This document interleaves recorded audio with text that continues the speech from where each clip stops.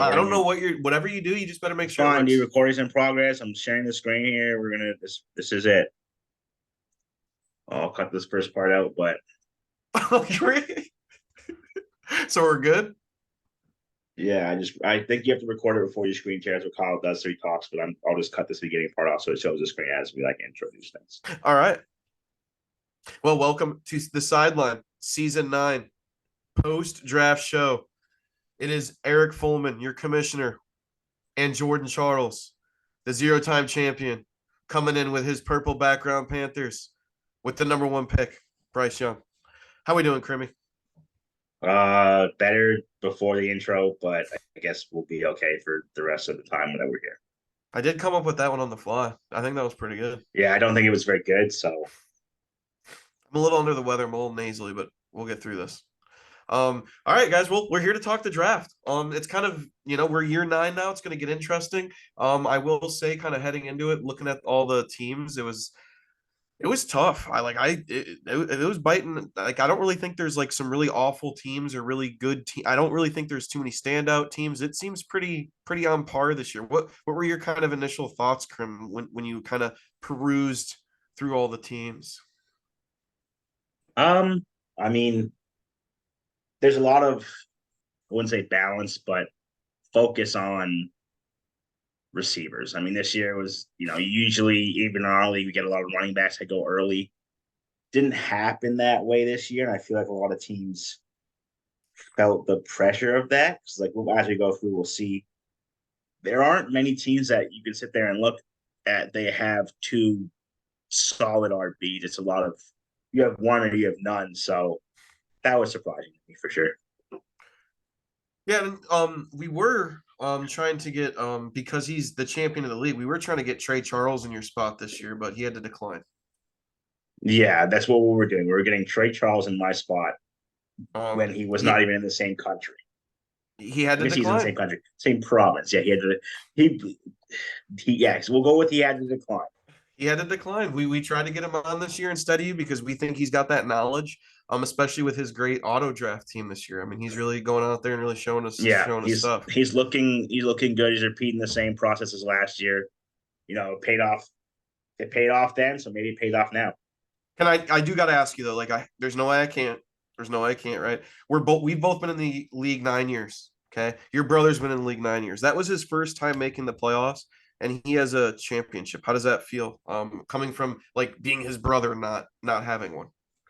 It feels fine. I mean, it could be worse. I could be Kyle, with his regular season success and playoff blunders. So I'll take it for what it is. At least one of us won one.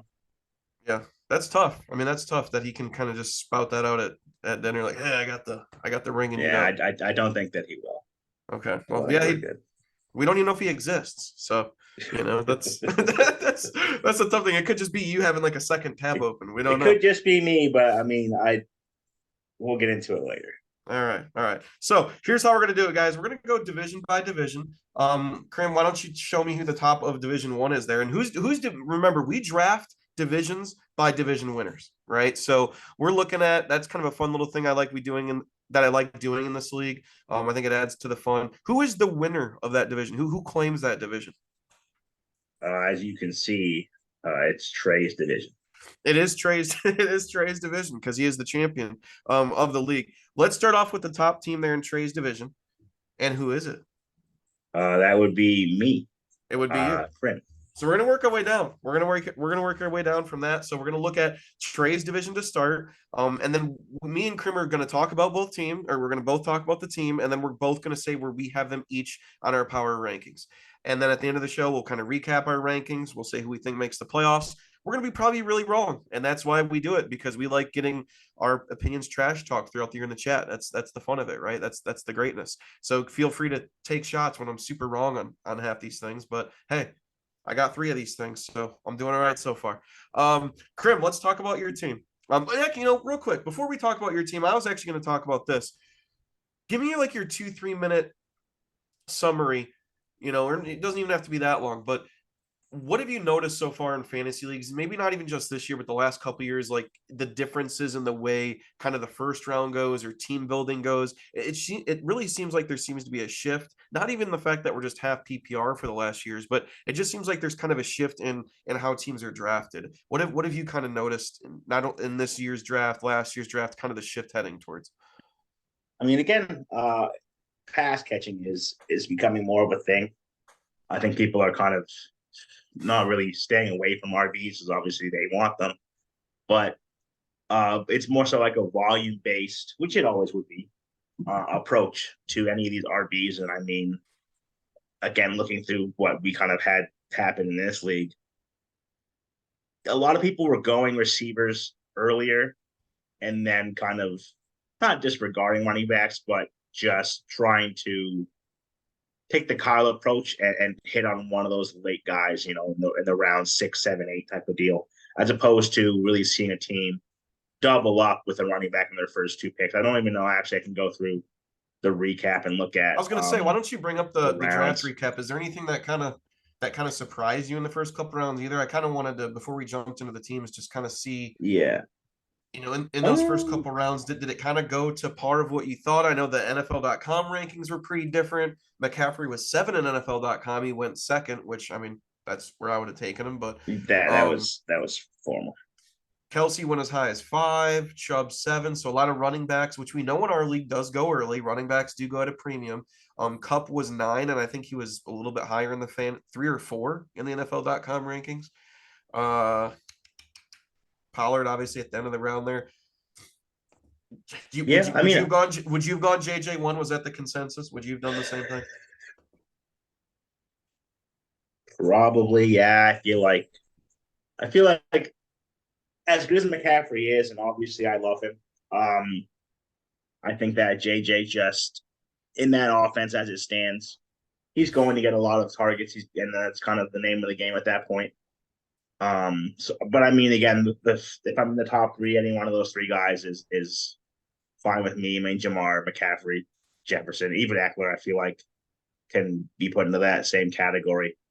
Something surprising to me though was your pick. So obviously we'll get into it when we get into your team. But CeeDee Lamb at 10, I'm not. It's not a bad pick. I'm not saying that that's the case. I'm just surprised with your boy Henry going right after that you didn't kind of key in on him after your other boy Chubb got taken beforehand. Yeah, that's a good point. I thought about Henry. I sure But did. yeah, I mean, it just if you look at it here, it's a good balance of running backs, receivers, and even round two, kind of the same thing. Um, there were three running backs taken, or four running backs taken. Sorry. So just there's more balance this year. Mainly, Yeah. like usually our league is running back heavy. I figured you would see Bajan not escape the first round. You would see Jacobs kind of get taken early in the second round. Um, but it's a lot of balance, so it makes the team kind of orientation for most people in the league like not the same exactly because you have tiers of talent, but a lot of kind of just it didn't seem like RBs were as loved this year. It was kind of weird to me, but obviously we kind of saw it unfold in real time, and it paid out for some, and others are looking to make moves, from the get go. So that was surprising to me for sure.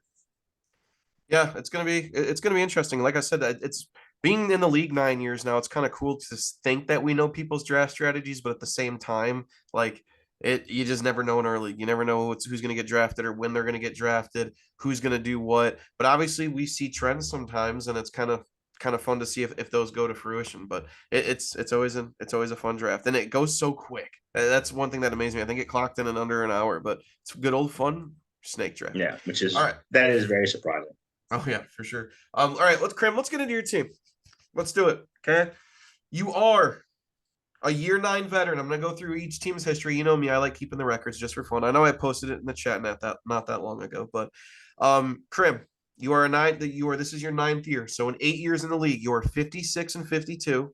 You've made the playoffs 6 out of 8 years, and you're 4 and 6 in the playoffs. So you've gotten close, you've not quite gotten there, you're still sitting above 500. Okay. Your team, you went Chubb first round. Tell me what you were thinking. Tell me what you were thinking in the draft. What you tell me about your team. What do you like about it? What do you not like about it? Break it down. I mean, for the most part, I do like it, quite a bit. Chubb in the first, I felt like he's not coming back to me in the second. I know it's there he wasn't really ranked that high, but I believe in him very heavily this year. There's no contest for touches, so it's his backfield for sure.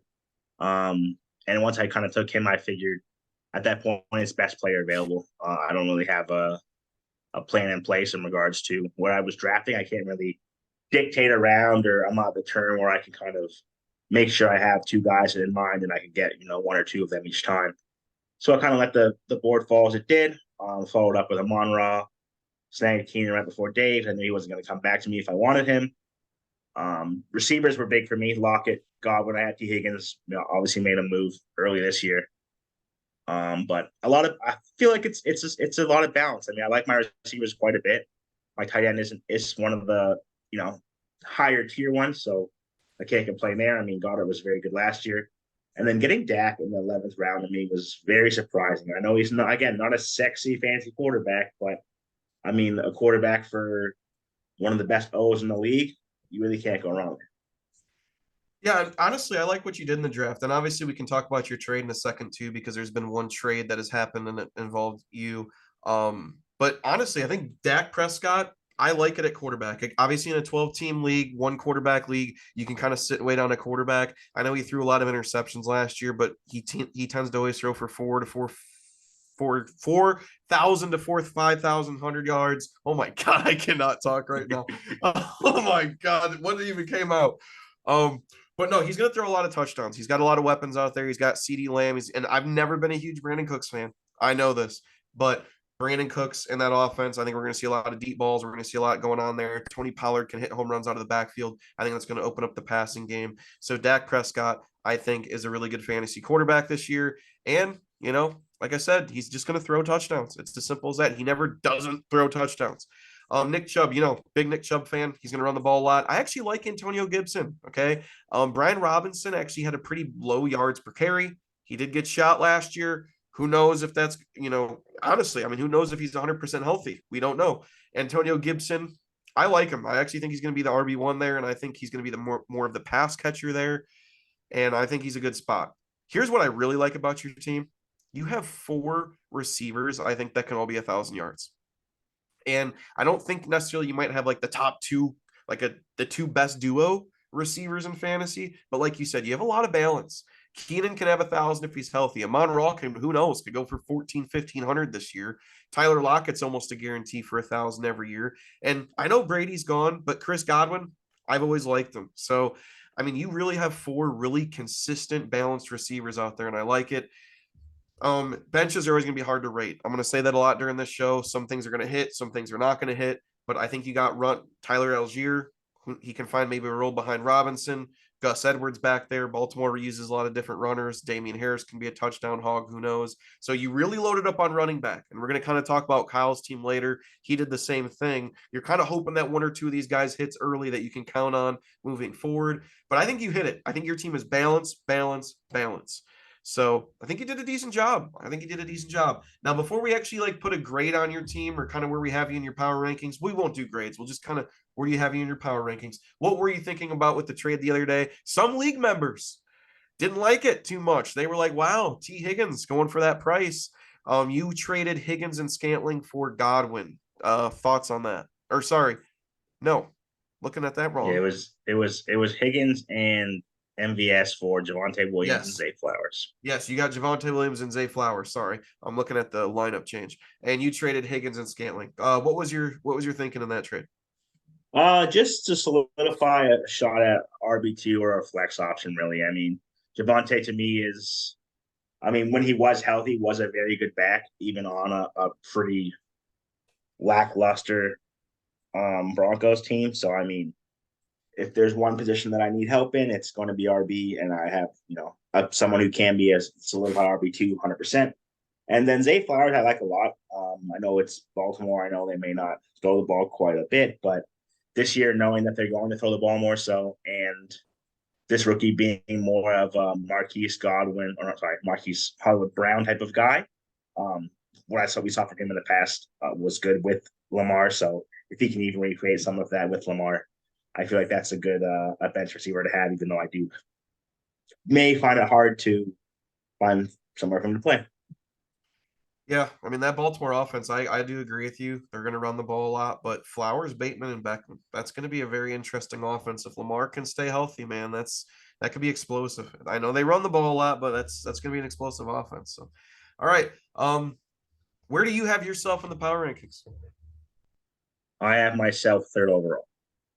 All right, I'm going to wait to tell you what I got you till the end of the show. I'm going to make you wait. I'm going to tease you a little bit. All right, sound like I'll respect it for what it is. sound like it? All right, you'll respect it for what it is. All right, we'll see. We'll see later.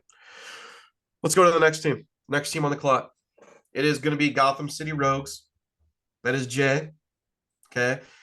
Jay, history wise in the league, he is now going to be entering his sixth year. So he's got 5 years in. He is 33 and 34, a game under 500. He has made the playoffs twice in 5 years, so 40%. And he is 2-1 in the postseason with a ring, right? So he has got a championship, even though he's under 500. You got to respect it. He's been at the top. He's done it before. But usually in the league, he's not had the most success, but he has shown more success these last couple of years. What did you think of his draft? I didn't hate it. I just don't really like from top down. His team isn't bad, but stacking your QB and running back and not being really like one of your flex options or kind of a bench option, it's kind of your number two guy. To me, is pretty tough to swallow. Lamar, I love. Derrick Henry's, your number one pick, so you're not going to go wrong there. His receivers with AJ and Amari, I do like quite a bit to kind of start your core off. But Gabe Davis, Darius Tony, both guys are pretty much, they're flyers. Gabe Davis was somewhat consistent last year. Darius also at the end of the year, but you never really know what you can get with him or Gabe Davis, really. Kyle Pitts, I've stayed away from him this year. I won't be drafting him really anywhere unless it's a massive discount at his position. I just don't think that team passes the ball enough to suffice Kyle Pitts being picked where he was. And then the bench, to me, you don't really have much upside there. You've got Kyler on the pup to where you'll never really play him because you have Lamar. You've got Leonard Fournette not on the team, AJ Dillon, which you may have to rely on more so than you think. Samaje can get some work in that offense. Hopefully you don't, because I have Javante, and then his Gallup, Zay Jones, just wide receiver threes on the team, so it's kind of difficult to really say what they're going to do.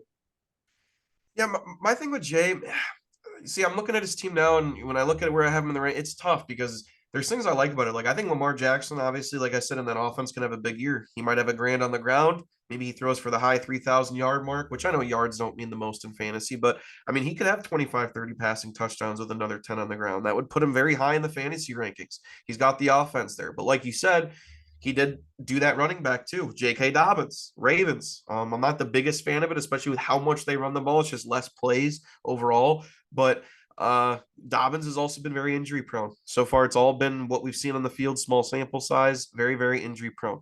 When does Derrick Henry's legs fall off? Hopefully, it's not this year. Like you said, I had a chance to draft him in the first round. I really wanted to. I decided to pull off it.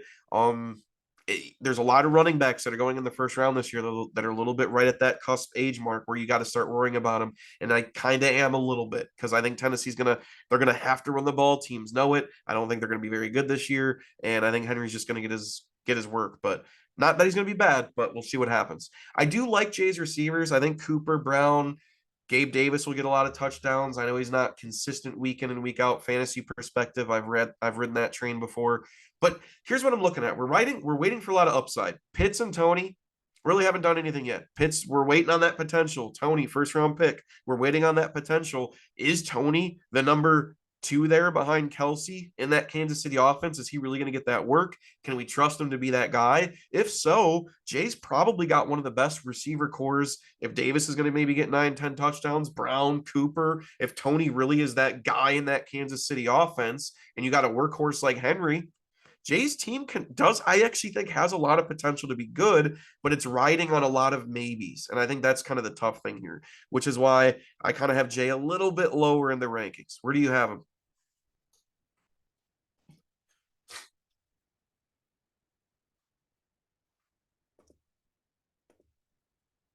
Uh-oh. I think I lost him for a second. Um, but I I like Jay's team. Like I said, I mean it's tough. I think, like I said, it's got a lot of potential. Like I said, I might have him a little bit lower in the rankings, but it's we're just waiting on a lot of potential because Yeah, and yeah. and Uh, that was for whatever reason I was trying to copy everything on my screen, so I wasn't able to unmute myself. there you go, Um, dude. Come on, dude. yeah, it was Paint great. the picture. For Jay, I don't mind the breakup or the breakdown of his team, but I think that as the year goes on, I have Jay ranked ninth. I got him 10th. I got Jay 10th. So we're kind of on the same page there. Like it's I don't know. There's things I like about it. There's things I don't. I didn't really talk too much about the bench, but I don't even know if Kyler Murray plays this year. AJ Dillon can maybe be that guy for him if he needs to kind of swap out at Davis or Tony. But again, you're kind of banking in a running back committee, especially one like that. You're almost banking on a Dillon touchdown, right? I mean, you almost have to get a touchdown. He's not going to get 20 carries for 120 yards all that often, but we'll see there. So yeah, Jay, I got 10th, you got him 9th, and let's move on to the next team. The next team on the list is the defending champion, Chop Squad. It was an auto draft, Krim. So tell me, how did NFL.com do in drafting the defending champion, Trey Charles's team? But before we get there, hold on, didn't want to forget. He is an OG member, 9 years in the league. He is 47-61.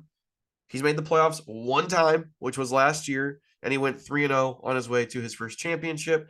And I believe, if I'm not mistaken, that might have been in the 9 years, maybe his second time being above 500. But hey, he got it done when it mattered. Tell me about Trey's team. How do you think the auto draft did?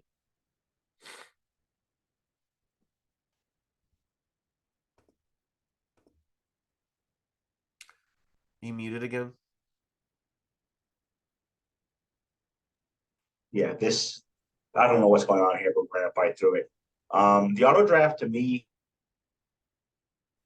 it was it was somewhat kind to him, not entirely great. Obviously, giving him two QBs and kind of not giving him a great option at RB2 with Swift. But if anyone's going to win that job, I feel like it's going to be Swift, just because talent I feel like wins out there. I like him a lot. Coming out of the draft, obviously we talked about that when they were drafted. JK, DeAndre, I forget who else was even in there, but Swift was always kind of my guy there. So if he can take the reins, I feel like he fits the offense more. So he is a Gainwell, better version of Gainwell. Never seen a lot of Gainwell. I like Gainwell as well. But just a lot of injuries early on the year. McLaurin, Judy, Chark, Traylon Burks. The depth isn't there, but I do his team. It's very top heavy, and I like someone like a core of Josh Allen, Jamar, and Jalen Waddle. Like that can win you a week by themselves. So I don't think I don't think it's bad. I do think he has kind of a diamond in the rough with Njoku as a tight end. I feel like we've seen in the past Watson kind of carry lesser tight ends in fantasy. So I can't really complain there. But the auto draft did screw him out of some depth with two defenses, two QBs, two tight ends. I mean, he'll have to make some moves here and hope that he can kind of I mean, who figure knows? things Tua could out end there, up being a but I don't top think that's the 6, 7 college level. fantasy quarterback. Where maybe, but Yeah, that's again, what I it's mean. tough in Like a one quarterback league, though. It's tough finding any value in trading quarterbacks. yeah, you've It's got just tough. options. I mean, you can try to trade Josh Allen. You think you would because quarterbacks aren't really highly valued in these one QB leagues. As Diggs might be interested, and then you kind of have Jalen there, and that's your stack. But I don't think the team is looking too bad. It definitely needs some sort of depth to kind of make me feel better about it if it was my team. Yeah, I'm not a big fan of Trey's team. I'm not a big fan of the auto draft team. I know he's got Josh Allen, who should be a big time Q. Obviously, he's going to run some touchdowns, all that. I'm just not a fan of the running backs. I know Miles Sanders going to Carolina. I just don't. I've never been a big Miles Sanders fan, and I know he put up big numbers in Philly last year, breakout year for him in a contract year. Totally get it. Panthers gave it to him, but I just don't see him putting up anywhere close to those numbers this year. Maybe he still eclipses 1,000 on the ground, 8-9 rushing touchdowns. I don't know, but I see a world where both his running backs don't get to 1,000 yards rushing. Yes, Swift's going to catch passes as well, but Philly likes a running back committee. They like having 2-3 guys in there kind of getting the ball. So maybe Swift just signed himself into another Detroit Lions situation where they didn't use him as the feature back. Like you said, his receivers are stacked. I think Jamar Chase, Waddle, and you said Allen. Obviously, that can win you a week. How often is that going to win you a week? It's going to do it a couple times, no doubt about it. But I do like his receivers there. I mean, if McLaurin and Judy are your 3-4, that's good. But like you said, they might not play week 1, and I'm not saying that kills your season by any means. But hopefully they're not out too long. But that receiving core is really, really nice. So if Sanders can somehow match the total he did last year and shock the world, and you're a big Sanders fan, Trey's team might not look too bad. The bench, like you said, nothing too much there. Burks, Shark, Hyatt, Komet, right? Decent. He might have something there. Tua, who knows if that's a trade piece down the line, but not too shabby. But overall, not a huge fan of the running backs. But those receivers could carry him, especially if McLaurin and Judy get back quick and they're healthy. I mean, they're the number ones on their teams, right? So he's got a lot going there for him. I mean, the Waddle's the only 2 on his team. It's crazy. So overall, not a fan of Trey's team. I actually do have him at 11. What do you got him at?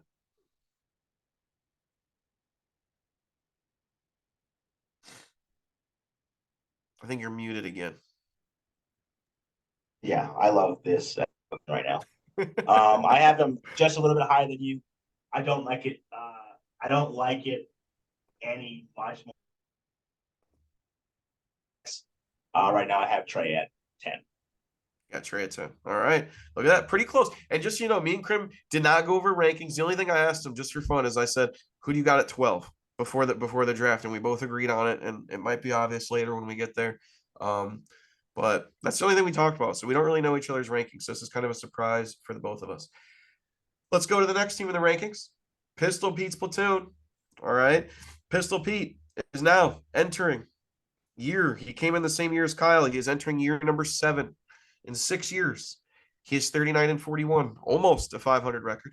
He has made the playoffs 50% of the time, 3 times in 6 years, and he does have a winning record in the playoffs, 4-2 with a championship. Someone pointed out that 3 out of our 5 champions have under 500 records. That is true. Peter is one of them. And let's talk about Peter's team. Tell me, Krim, what do you like about it? What do you not like about it? Break it down. When I look at Peter's team, I just kind of see pieces that I like. I do obviously McCaffrey's running back situation with Gibbs and Stevenson. I do like very much. Even right now, I don't necessarily like them. I mean, I guess love them. I do like them.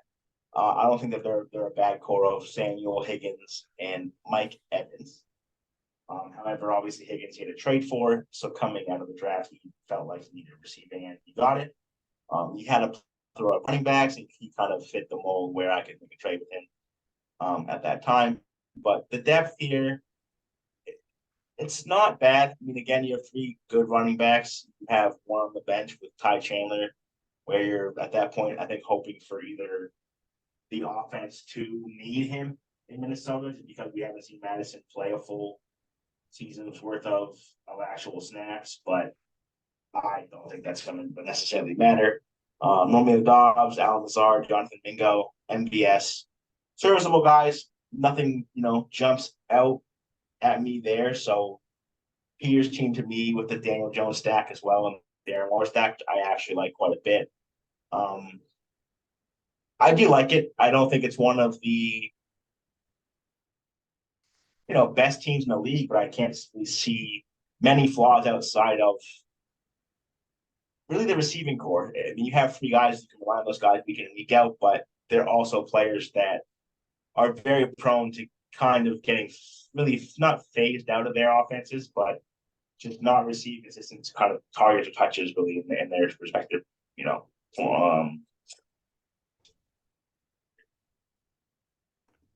Yeah, I mean, I like Peter's team. I think he did a pretty good job. You know me, I'm not a huge fan. I said it on the other teams of a running back, wide receiver stack all the time like that. But I think Peter has a pretty solid lineup all the way around.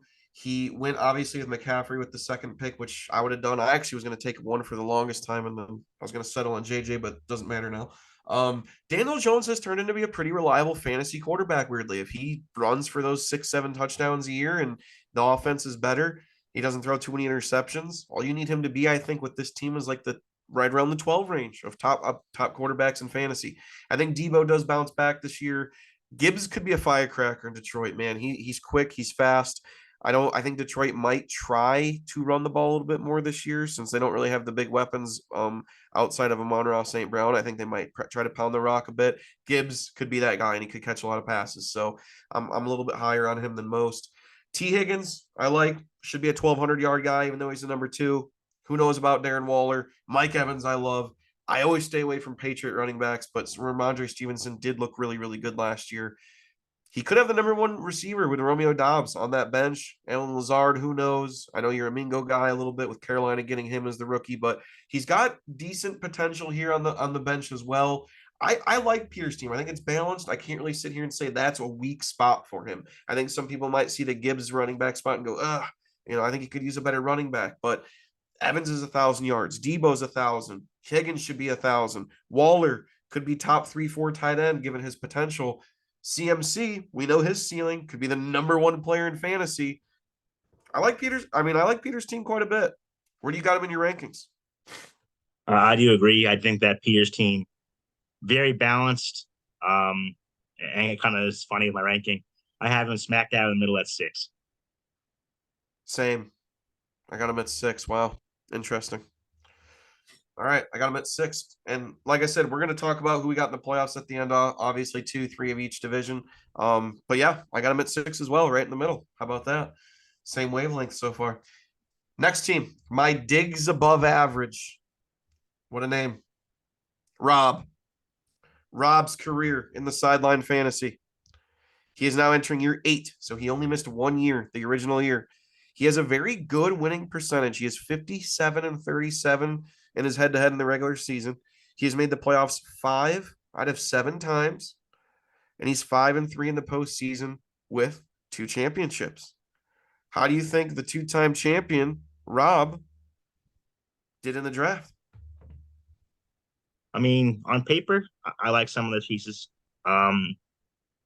Starter wise, I mean, he started off with Pollard in the first, and then came around with Diggs, which I didn't mind. Joe Mixon solidifies his RB spots. Kittle, to me, some people like Kittle a lot. He's somebody I'm not looking forward to rostering really at all, just because he ended the year.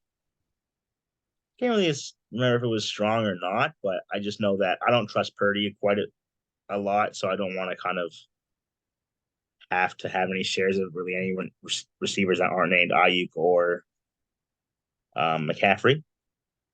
But I mean, Rob's team doesn't look awful when you look at it. I don't think that his flex situation is going to be very good moving forward as the year kind of progresses with pieces like Odell. I mean, we don't know what he kind of brings to the table after being injured and being out for a year. So on a team that doesn't really throw the ball that much, don't really trust it. Brandon Cooks, I like a lot. I know you mentioned that you aren't the biggest fan of Cooks, but he's in a new offense that may feature him more so. And then you're kind of falling in territory where Tyler was last year. You've got a running back and a receiver that you're going to play with every week on the same team. So if And a that team isn't quarterback scoring, running back. yeah, and a quarterback. So like that to me was a big kind of pain point for this team. You have to rely on these 2 teams, and they're good. If you're going to stack any 2 teams, like they're 2 good teams to look at. They are. They're going to score a lot of points. Definitely. I mean, yeah. So I can't really knock it, in that regard. But the bench itself, I don't know what Raw was doing.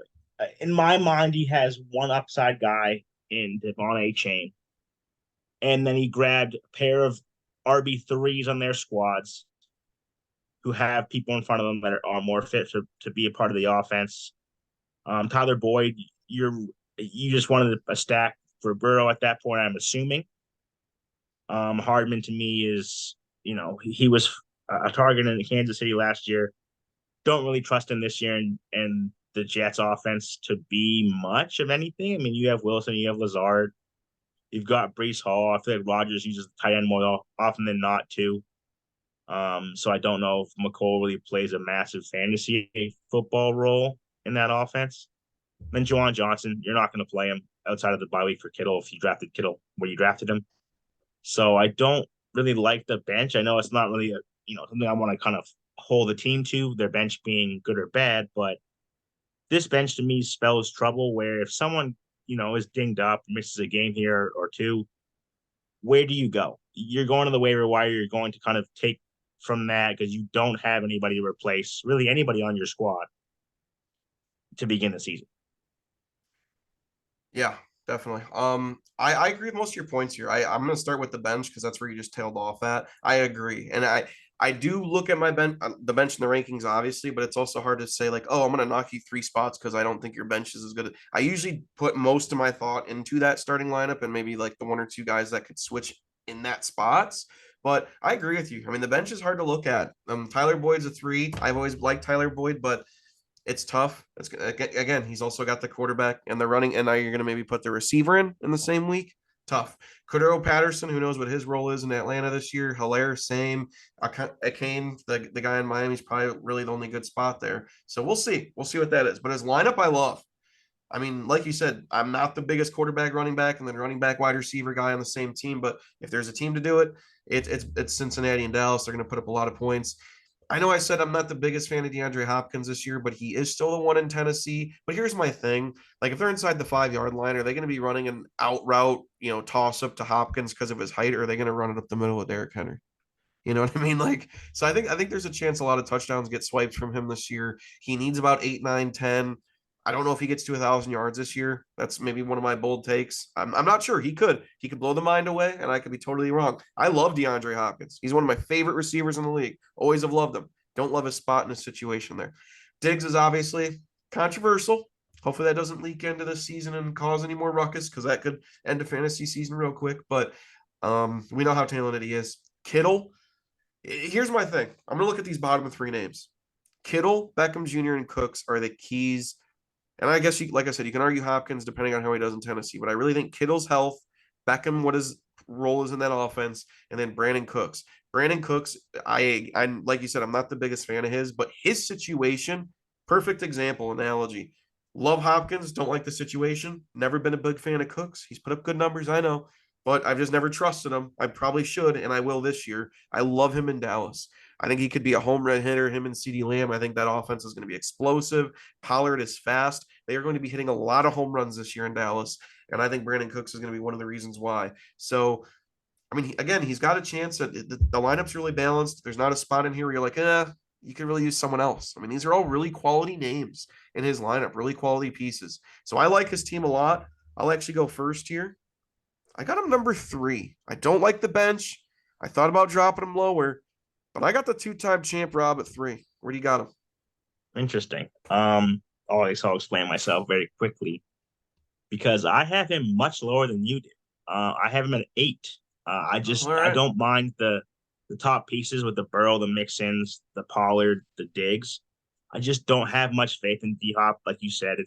Touchdowns are a big thing, and the offense is a running offense. Yes, you had Tannehill. Yes, he can produce for a fantasy receiver, David AJ Brown. But Hopkins isn't AJ Brown. Hopkins is aged. Hopkins won't be the same receiver we've seen over the last couple years.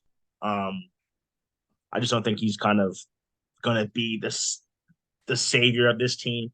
Kittle, I'm not a big fan of, and again, Odell. Yeah, that's like you said, those guys are the end all, not the end all be all of this roster, but a very big part of how far they go.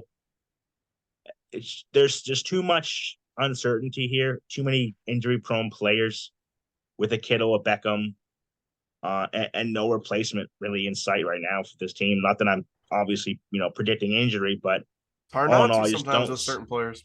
Yeah. It is hard not to because you see guys like McCaffrey, Odell, Kittle, Yep. um, Well, that's all it takes. And even it's Edwards, Rob's yeah, season's even Edwards done. Hilaire. I mean, which is another player on his roster. Edwards Hilaire, not only is he number 3 on his team, he gets hurt every year.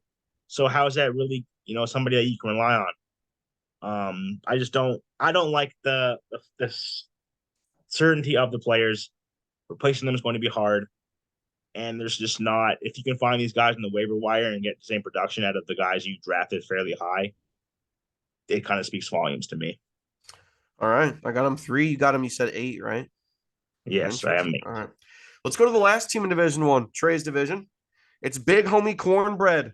It's the new guy, Jordan, bringing him over from baseball. All right. He is a first-year team, so there is no history. It's a new guy. We get to get, and I got to say, I think it's cool that I know we've had a couple new people over the last few years kind of swapping in and out here and there, but the fact that the second newest team is Tyler in his 5th year, that's pretty cool. I mean, that's pretty cool that we got this crew for the most part hanging together, sticking through it. It's a good league. It's fun. That's why we do it. But here, new guy, Jordan. The guy that stole your name in the league. No one ever calls you it though because you're crimmy. What did you? I think there was a little bit. We were in the post draft, obviously. There's people kind of talking about Jordan's team here and there. Do you like it? Do you not? The NFL.com ratings sure liked it. Kind of sounded like post draft in our little chat.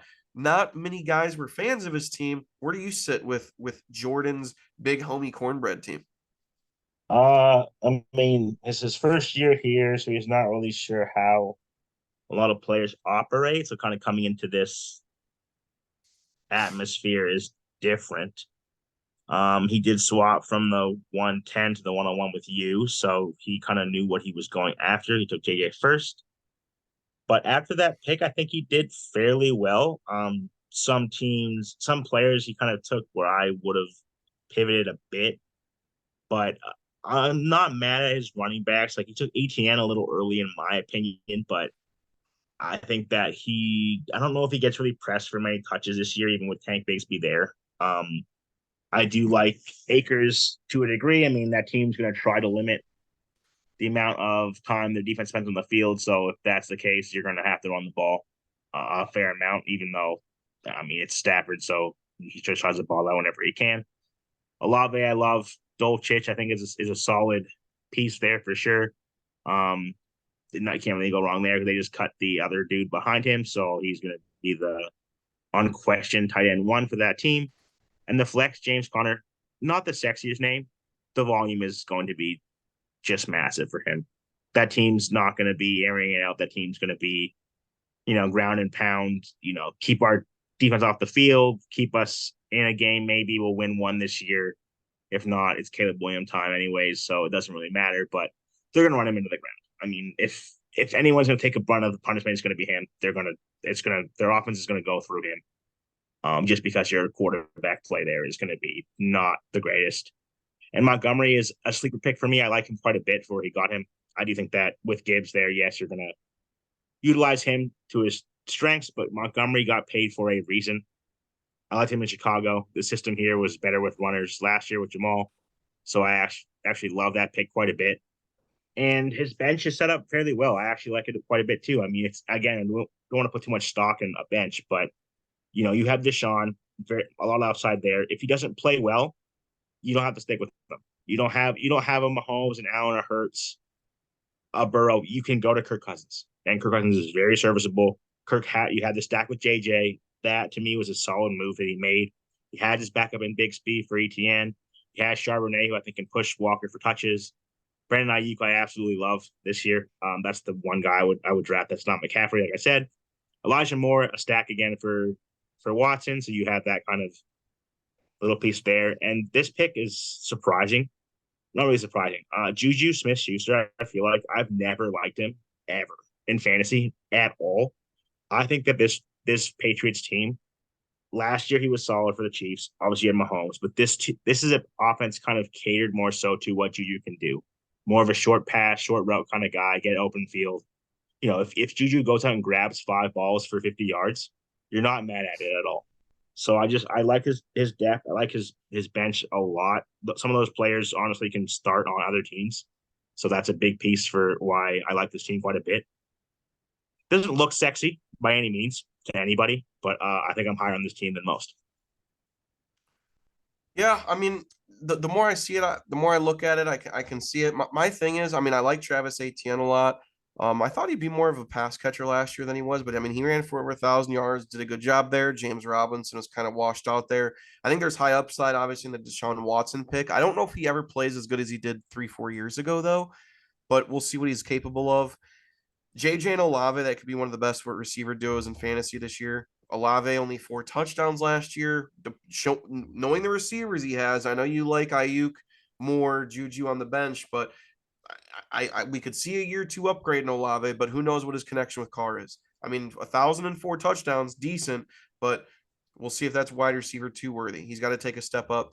James Conner, I've never been a fan of, but you make a good point. They are going to not only be losing games, they're going to kind of want to lose games this year. So he very well could get worked into the ground. And he's just going to average those 3.7 yards per carry and get 2 touchdowns on 50 yards and 15 carries type of stat lines. And they're not great stat lines, but they do it in fantasy. So that is very, very possible that that happens. But I've never been the biggest fan of his, but that could be one of those right situations. David Montgomery, I do think Gibbs will challenge that playing time a bit, but I also think they use Gibbs a little bit in like the receiver role, that scat back where they're kind of throwing it to him a lot.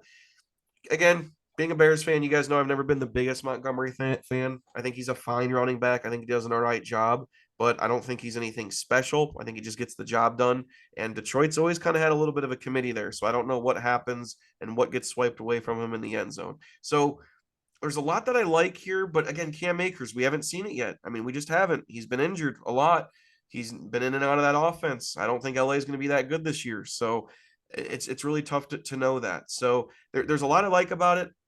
I'm not in love with it though. I think you have JJ, and I think you're missing any stars. I think it's just a lot of I like it and then 1 star. And that's kind of what happens when you have the number one pick, right? You draft one and then you wait for a while. I think he did a decent job balancing out the team.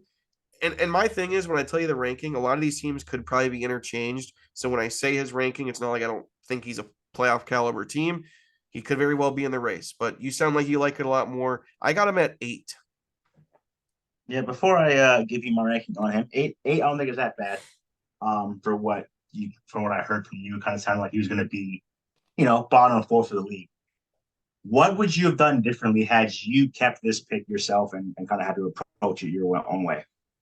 Ooh, if if I had to do it my own way, let me see who is back. Let me get to that draft recap screen here. Um, real quick, let's see. I would have looking around who also went at that spot. So Gibbs went before him. I probably would have went. Man, that's tough. That's why I wanted out of it. I mean, that's why I wanted out of it. You know me, I probably would have liked to have gone running back, but I don't love the running backs there. He did go obviously ATN, so I probably would have done that, honestly, because I like ATN. Instead of Olave, I don't know. I really don't know. I don't hate what he did. I don't think he made a bad decision. I think he was in the same spot I was, where I just didn't love the number one pick. And I think it No, just I agree. I you know agree. what I I mean, mean? Like I don't it is a hate what tough he spot did. to be in, and that's why even when we just kind of not in regards to the same league, but Dexter's league itself, we had the ability to pick our own spots. Having the second pick overall to pick my spot, I strayed away from that top part of the draft because I know that what you get in the first round has to be your guy that carries this team. I think JJ can do it, and I am very high on how you kind of approach these things. His running backs could have been better because I think he came out of the second and third round with what would have been Olave and Akers, correct? Yes. No, Yeah. So that to Olave and ATN was 2 and 3. ETN.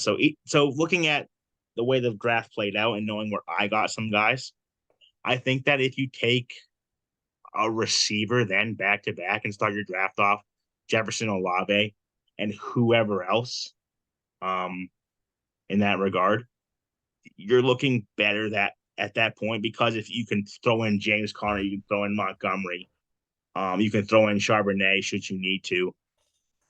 That's the one thing I would probably change if I was him. But again, I don't mind the team Yeah. at all. And with that all being said, I have him 3 spots higher. I have him at 5. You got him at 5. All right. I got him at 8. Like I said, And again, I probably wouldn't have made any different decisions. I think he drafted probably how I would have drafted. I just didn't love the number one overall pick. Looking at the draft recap, yeah, I probably would have taken the guys he did. Even when I went to round 4 and 5, I was like, yeah, I mean, I don't hate those picks, but we'll see. And like I said, I think he's going to be right in that playoff race. So I got him at 8. You got him at 5. Let's move to the next division, Crimmy. Let's move to Tyler's division. Made the championship, didn't quite get there. My team is up top. E-Rock's crew. All right. Obviously, I am a 9-year member. In 8 years in the league, we're entering year 9. In 8 years, I'm 56 and 52. So just a few games above 500. I've made the playoffs 5 out of 8 years. But when it comes playoff time, Crim, I get it done. I'm 7-2 in the postseason, 3 championships under my resume. So when I do get in, I'm a force to be reckoned with. But it's a matter of getting in for me. What do you think about my team this year? I'd strike you right now if I could. I really would strike you right now if I You could. like that? Was that good? I mean, No, it I was got 3 of them, absolute Crim. shit. I mean, we're sitting here talking about a man who's gone to the playoffs at 6-8 and won a championship, and he's like, "Oh, Yeah, I I'm did. fucking great." Like, get out of here with that. Hey, so you play to win the game, and I ended up winning that game. So You didn't win many games going 6-8. You just kind of fell into it, and it's kind of like the OOTP. Well, we won't get on to that anymore. hey, hey, hey. We'll continue on with our rankings here. Um, I mean, looking at your team on paper, again, it's all we really have at this point. It's not. I don't hate it. I don't hate it. I think that it's fairly solid. Your love for Bijan Robinson shines through yet again by taking him in the second round. Speaking off of camera beforehand, like I said, I was very surprised you went CeeDee Lamb in the first round. Not that I hate it, not that I think it's a bad move. Just to me, normally you are more of a running back kind of guy, so I figured you would go grab Henry, hope Bijan drops you, which he would have at that point anyways, because he still did, and then kind of built through your roster that way. But knowing again, you like Brees Hall, um, he's your guy there. You don't really like to see again running back, quarterback situations, but I know why you did it. You hope that Richardson kind of comes into his own for the first couple of weeks. It's a very smart thing to do. I'll give you that much credit for that.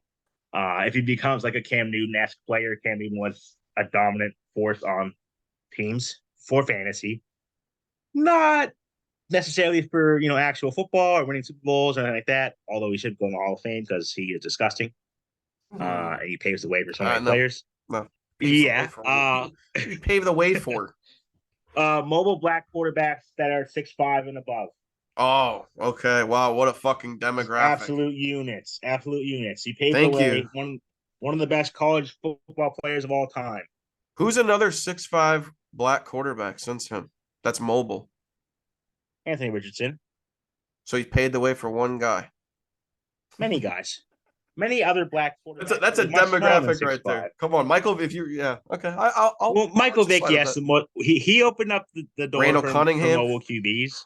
They all did. Then Cam kind of Cam's not a Hall of Famer. Sorry, buddy. Anyway, yeah, he is. Keep going. Keep going. What do you think about my team? What else we got? I think it's shit now that you've talked about Cam. Think he's bad? No. I like it. It's again. It's a lot of balance. At your positions. Again, the quarterback situation you're looking at. Richardson being your guy. If not, you have Rodgers. I don't think Brees Hall. Again, it's one of those. It's an offense that we haven't seen succeed yet, but I think that knowing what Rodgers does and what he did with Aaron Jones, getting that out of Brees Hall is something that can't happen. And Aaron Jones was a very good receiving back with Rodgers there, so I feel like that's again something that's not going to really hinder you at all. DeMonte Smith, I like.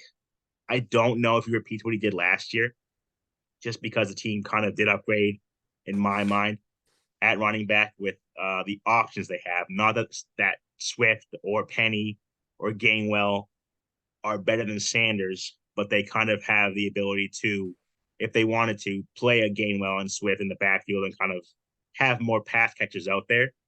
Not to mention A.J. Brown demanded a lot of targets. Goddard was very good for Hurts, and he runs the ball quite a bit. So, I mean, any Eagle can kind of, be talked about like that. But I think that he's, as a wide receiver too, one of the best you can get. I mean, there's really nobody better. at that kind of range in regards to player. Brian Makes me. Youth Mhm. isn't really a sexy pick to anybody. However, he's like under the radar to me. That Steelers offense, I feel like, is going better than we think for most players. I think Fryermuth's one of them. I think Pickens and Deontay Johnson are the other two. Najee's, we'll get to him at some point in time when we talk to the other team. He is someone that may take a hit because of it. I do think that they trust Pickett more so going into the year. After seeing what we saw in the preseason and Fryermuth, I mean, that offense didn't really give him a shot until it was late in the year because they had Ebron on the roster, I think, last year, right? For most of the time. Yeah, it says that he technically started 8 games. He did have 700 yards, but only 2 touchdowns, and that's kind of where you're going to need more Yeah. So touchdowns than that. if you give him a full slate of games and you kind of just for fun double that, I mean, 1,400 yards for a tight end and 4 touchdowns, like Yeah. you're not He might have complaining ran a about lot what of he's two tight done. end sets, and they didn't classify him as the starter, so I'm not entirely sure. But I Yeah, mean, which may I mean, even if you add on 300 yards, get him to 1,000, get right? another TD, That's big. touchdowns, something to there to be desired for sure. But I don't think that your tight end getting 1,000 yards, you're happy. I mean, not a lot of them do it. You have your Kelseys, you have your Andrews. I think you have Waller this year. Hawkinson, Goddard, I think is one of them, and I think Freiermuth is, I guess, and to put it lightly, is he was one of the tight ends I was going to draft. There were only, I think, 8 of them I was going to draft. If I couldn't get one of the 8, I wasn't worrying about it at all. I was just I'm going to just gonna stream them, stream it. Yeah. yeah, as we go. I mean, the position itself is very bare, but I do think that there are more names this year that can make some noise to try kind of test each other for tight end 3. Jamal, good pickup for the first couple weeks of the year. I don't know if he kind of gives you the value you need moving forward out of that, but a big part of fantasy to me is the beginning of the year. I'll talk about that kind of more so as you get to the other teams in your division. But if you start off 0-3, 1-2, your team just looks a lot different to you. I mean, you drafted them now, you think, okay, I'm going to win all these games. Winning one game out of your first 3 and then having to kind of figure it out at that point in time when people are kind of getting into their strides is difficult. So with the team you put together, Jamal Williams being that guy there in a team that last year wasn't great running the ball, but Jamal was good running the ball. You can't really ignore that. He's a talent there. Christian Kirk to me is eh. I don't really like him myself, just because I think that there's a lot going around with Ingram now, with Ridley. Zay Jones is still involved to some degree. You have ETN there still. Second flex, perfectly fine with it. Can't really complain here. But the bench too, you have options to kind of replace him should you need to. You have Dalvin. I don't think there's really weeks where you deploy both of them until you 100% have to. You did it last year with Chubb and Kareem. When you had to, that was successful. I don't think that's kind of the same dynamic here. I don't think you really find both of them thriving each week. I think you kind of have to pick your poison, and your poison early on may be Dalvin if Reese isn't 100%, but from all reports that we've seen, Brees looks fine. So, and Dalvin just practiced today, I think, for the first time in the 2 weeks he's been signed. So he may come out slow. Um, but that's a flyer. Zeke's a flyer. Bateman's a flyer. And Pittman, to me, he's not sexy either. I don't like him for fantasy. As a receiver, I do like him. He's just in a situation that kind of sucks with a new QB that isn't the greatest in regards to completing his passes. And I think Pittman needs a lot of help with pinpointing these passes he can get open. But with Matt Ryan last year, he was useless for the most part. But as a bench piece, I think that's kind of one of the best bench pieces you can kind of get moving into the season. Looking at some teams who have a lack of receivers, having that option there to kind of just fill in or have that stack later on in the year can kind of prove to be pretty helpful as we get into kind of the playoffs and end of the year. Yeah, looking at my bench right off the jump, I'm not even the biggest Pittman fan, but I just kind of had to draft him based on where I was at there. Zeke, it's one of those things where the Patriots, they can go running back by committee just as fast. I know Stevenson looks good, but who knows? Zeke could get hot for a couple games. Could be the Zeke show in New England for 3, 4 games, and that could use him to his advantage. Maybe he's ass and he's released. Who knows? But I obviously Anthony Richardson, I did draft before Rodgers. I think I'm going to give Rodgers the week 1 start though, just to play it safe. But yes, Anthony Richardson, I feel like does have that high fantasy upside ceiling. Again, even if he completes 55% of his passes for 3,000 yards, if he throws for 20, 25 touchdowns and runs for another 10, it doesn't matter. I mean, he's going to be a top 5 fantasy quarterback at that rate. So he could be a little sloppy. The Colts could be bad, and he could still be a good fantasy quarterback. I'm kind of hoping for that, but it could be a nightmare. I will say this. I've liked a lot more of my teams in the past. Usually I come out of the draft feeling good and going, yeah, I like my team. I know a lot of people usually kind of have that feeling. Not often do people come out and go, oh, I hate it. It happens sometimes. But I've liked more teams in the past. But here's what I'll say. Brees Hall was nasty when he was on the field last year. So if he can come close to that, I'm excited there. But John Robinson, I usually used to always stay away from drafting fantasy running backs that were rookies. But I think you just gotta kind of buck that trend sometimes. And when a running back's drafted that high, you gotta hope that they're going to use them a lot. CeeDee Lamb and Devontae Smith, I think I got 2 1,200-yard receivers there, maybe 2 guys that can get 10 touchdowns. Again, I think Dallas's offense is going to be explosive. I don't usually draft receivers the first round. You're right. I thought about Henry. Hopefully it doesn't come back to bite me. Freemuth, we kind of discussed him at length. 700 yards last year. I did look up his snap count percentage. He was about 68, so a little bit lower. So hopefully he can bump that up. I mean, if you keep the yards, give me 6, 7 touchdowns, and he's probably a top 6, 7 fantasy tight end. So that could be big. Jamal Williams, obviously, like you said, who knows what happens when Kamara comes back.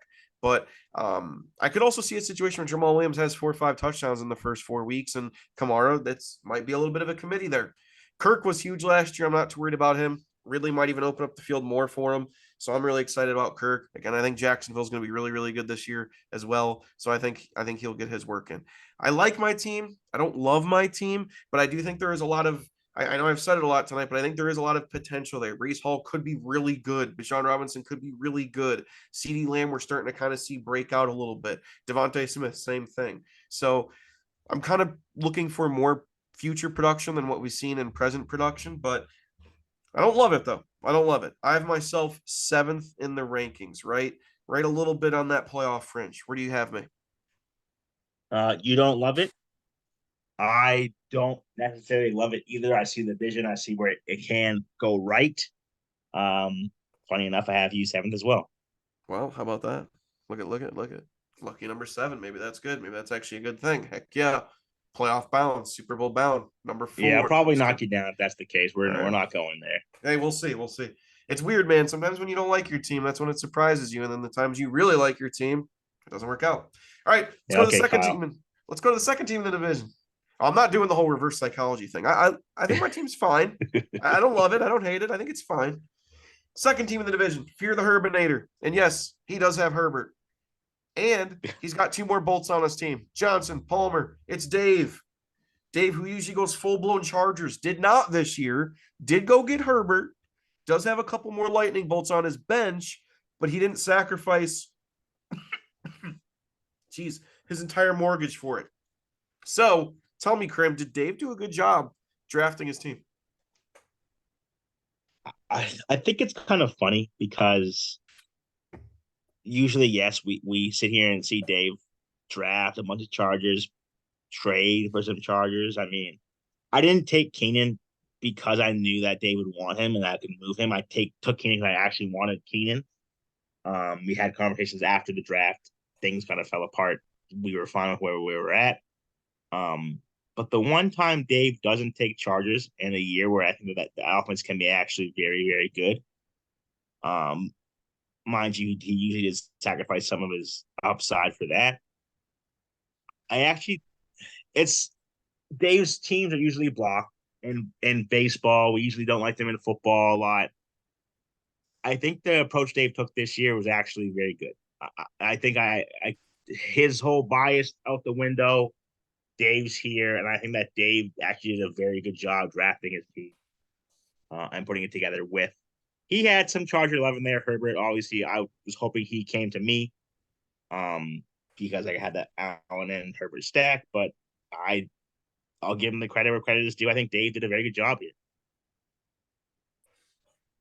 Yeah, I mean, when you look at Herbert, obviously you're hoping he's gonna be a top five fantasy quarterback, and with how many times he's gonna throw the ball, he's gonna sling it. You're hoping that's the case. I was wrong on Saquon Barkley. I mean, we know the talent's there; it's always been there. Barkley stayed healthy last year. Again, it's a question: does Barkley stay healthy this year? Dave's doubling down on it and saying yes, he does. And again, based on how the Giants should be running the ball, controlling the clock, if Barkley stays healthy, there's no reason to not think he shouldn't be a top five fantasy running back this year. Dameon Pierce could see a lot of catches out of the backfield. Houston's going to be bad, but rookie quarterback there. I could see Pierce having a pretty big year there. And the receivers, I got to say, these receivers, man, DK Metcalf, Garrett Wilson. I know there's a lot of mouths to feed in Pittsburgh, but Deontay Johnson, Christian Watson could be the number one out there in Green Bay in 1,000 yards. I mean, I really think those bottom two are keys: Deontay Johnson and Christian Watson. What kind of Yep. seasons do we get from them?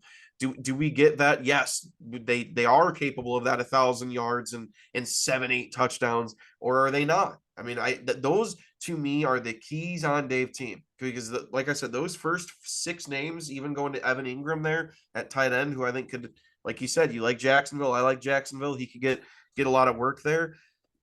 It really comes down to Deontay Johnson and Christian Watson. And I really think it does. Which, that being said, he likes his Chargers. And I think Quentin Johnson could possibly fill in one of those gaps. Who knows if Devin Singletary, he's got the handcuff there for Dameon Pierce, so he covers himself that as well. Tony Pollard's never had a full-on role before. Maybe Deuce Vaughn makes himself useful. Adam Thielen, is he the number one in Carolina? So I actually like Dave's bench because I think there is a lot of potential there as well for that to kind of turn into something. I don't think it's sexy. I don't think there's like that big name that's like, I don't know if there's a guy right there that would start week one that I would feel comfortable with on that bench, but I do think there's potential for those guys to become starters or viable down the line. So overall, I'm with you. I like Dave's team more than usual. I think staying away from the Chargers early helped him a little bit. Where do you have him?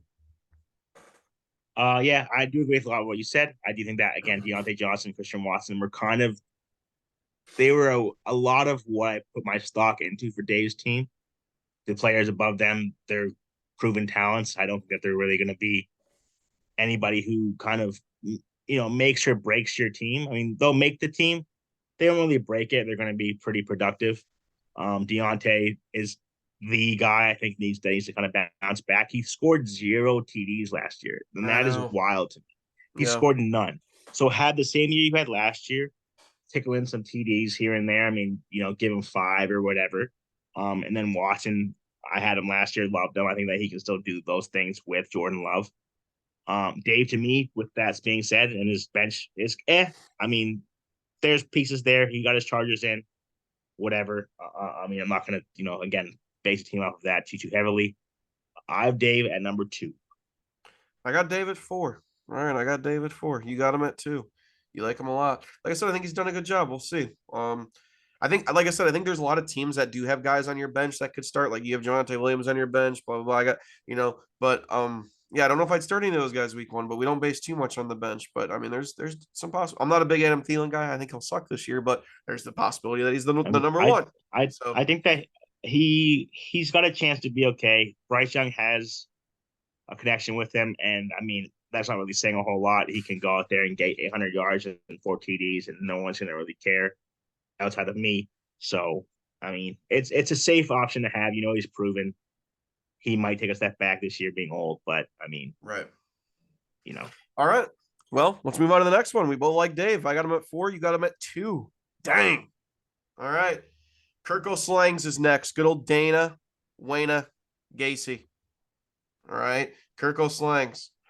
He went the interesting chief route early. And when you do that, when you go tight end quarterback, it can sometimes make the rest of your team look a little lacking star power.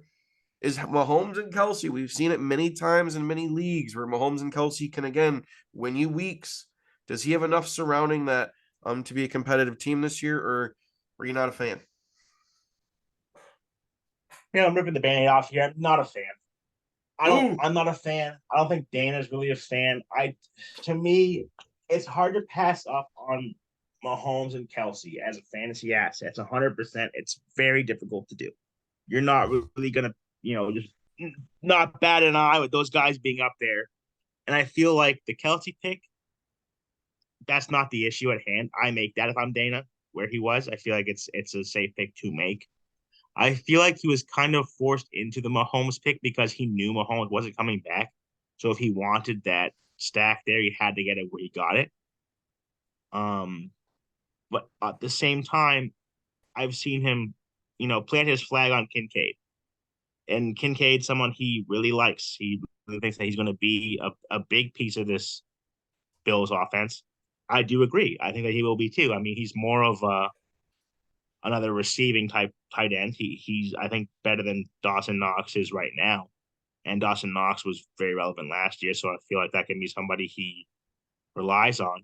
But you're not going to want to play tight end in your flex, even if it is Kelsey. I mean, you're going to probably look for a move or something like that. But it did kind of hinder the way he could approach the draft. I feel like if he doesn't take Kelsey and just kind of plants his flag with Kincaid, it looks much different. Running back wise, Najee, Kenneth Walker, two guys that can kind of get work taken away by their backups, Jalen Warren with Najee and Charbonnet with Walker. I feel like they're not necessarily the safest bets. They're not like they're good bets to make, but they're not safe. The safest bets, obviously, they're no McCaffrey, Chubb, Henry, Jacobs type of player. Receiver wise, I think both of these guys here have a lot of upside. DJ Moore, I have no problem with. George Pickens, I feel like I'm lower on than most, just because last year he was solid. I don't know if he keeps that up again with Deontay kind of commanding more of a role this year after going scoreless last year, and Freiermuth I do like as well. So I feel like that offense has a lot of mouths to feed, as we mentioned.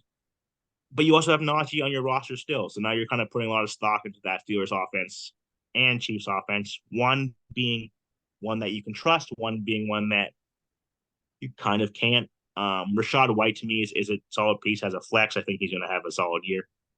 Being that undisputed guy, there's no playoff Lenny there.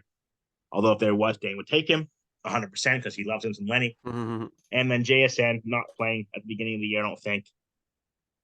So he'll have to kind of find someone on his bench to kind of take over that role, which I think he has with Kincaid or Jacoby Myers. But I feel like the way Dane puts together teams, he would have no problem swapping out Travis Kelce and Mahomes for a receiver and running back, and he would run with Carr and Kincaid. So those are players that he wants. Clearly, he Yeah. drafted them. And that's But and you make a good point because I mean, obviously we talked to him a lot more than other league members, and yeah, he liked Carr and Kincaid a lot, so it makes you wonder, like, hey, why didn't you go Carr and Kincaid and then get bang and bang at the top of the draft? And then I think his team would look a lot different. yeah, and that to me is just it wasn't something he had in mind at the beginning of the draft because you're kind of playing off everybody around you. So I feel like that was something that kind of hindered his experience there. But it's not a Dana team to me, and I know I know that that's a weird thing to say, but Yeah, it was just definitely a different putting draft, not something he usually does. yeah, it's definitely like we've seen the keeper auction league. We've seen what he took there. He was very heavy on receivers, but here taking two onesie positions, taking a tight end and a quarterback here, where you just need one of them. Um, you got one of if not the best of each. However, that did take things out of your RB and wide receiver positions, and it shows on paper. But obviously, again, I can't write this whole team off as it Yeah, stands. But here's I'm not a fan of it. yeah, and here's the thing. The running backs, yes, they're workhorses. They get a lot of carries. Kenneth Walker was really good as a rookie last year. You know, Seattle's going to run the ball a lot, so I'm not too worried about him. Najee Harris, as you guys know, I've never been a big fan of. 3.9 yards per carry his first year. He just got the ball a lot. Second year, 3.8 yards per carry. And that's not really good. I mean, it's not. Kenneth Walker was 4.6 yards a carry. I mean, 4.5 is a good number. Najee Harris has not averaged 4 yards per carry yet in the pros. He's not. And he had 35 less carries last year. Just got up over 1,000 yards rushing. And then when you go to the receptions, this is kind of interesting. A little bit of a different offense with Pickett last year. His rookie year, Najee Harris had 94 targets and 74 grabs, only for 467 yards. So 74 grabs and 400 yards is a very, very small number. But I mean, 74 grabs in a half PPR league, right? Last year, 53 targets, 41 grabs, 229 yards. So, like, the numbers are actually trending downwards for Najee. And again, when you do have Freiermuth, when you do have Deontay Johnson, when you have George Pickens, I could see a world where Najee Harris kind of gets phased out a little bit. I know he's only in his second year. I get that. But running backs, who knows in today's NFL what happens? It's just who knows. So I could be completely wrong. Maybe these running backs are going to kill it for Dane. But the receivers, DJ Moore and George Pickens. Yes, DJ Moore is the one in Chicago. Maybe you can argue George Pickens is the one in Pittsburgh, sure. But get Kenny Pickett and Justin Fields thrown to him. I mean, yes, I'm a Bears fan. I hope Justin Fields kills it this year. I hope DJ Moore has 1,200 yards and 10 touchdowns. I don't think he does, but I hope he does. But I don't know. It's tough to trust that. I think Dana has one of the weakest receiving cores in the league. I do. Because like you said, Njigba's out for the first week or two. Oh, and by the way, like you said, he has Kenneth Walker. Seattle runs the ball a lot, and they also have Lockett and Metcalf. I think Njigba's talented as hell, but he's the 3 on that team. I mean, it's just going to be tough. Rashad White, who knows? Maybe Tampa's bad. Who he could lose that? I mean, we just don't know. I mean, there's just too much unknown on this. There's too much. You got to hope for like career years from Dane's guys, or hope that they stay. It's gonna, a lot of it's gonna come down to Mahomes and Kelsey. Can they win them weeks, and can the other guys just get in the end zone? I don't love Damon's team. I think he's had better drafts, but I could be wrong. I got him at 9. Where do you got him? I'm at 11. All right. I got him at 9. You got him at 11. Let's go to the next team. Seafells. All right. Oh, Oops. real quick. Let me go to the history. Did I miss Dane's history? I did, didn't I? Yeah, that is my fault as well. That's all good. Did I miss anyone else? Who's before that? No. Before that was Dave. Okay, so I missed both. Yep. Dave's history, by the way. Sorry. Error. Dave is 58 and 50 in 9 years. He's been here all the years. He's got 5 playoff appearances in 8 years, so it's decent average. But he's 1-5 in the playoffs. Trash. Can't get it done. Chokes. Dana, on the other hand, is 60 and 48. He's actually got the most wins out of any team in the whole league. He's got the most regular season wins. He's been in the league 9 years, or this is his 9th year. So in 8 seasons, he is 60 and 48. Only 2 playoff appearances with all those wins, and a 3-2 record in the playoffs. No championship. But that one year, I remember that one year he had all those. Oh man, I think he was like 14-1, highest scoring team by a ton. Ended up losing the ship. That was tough. That was tough.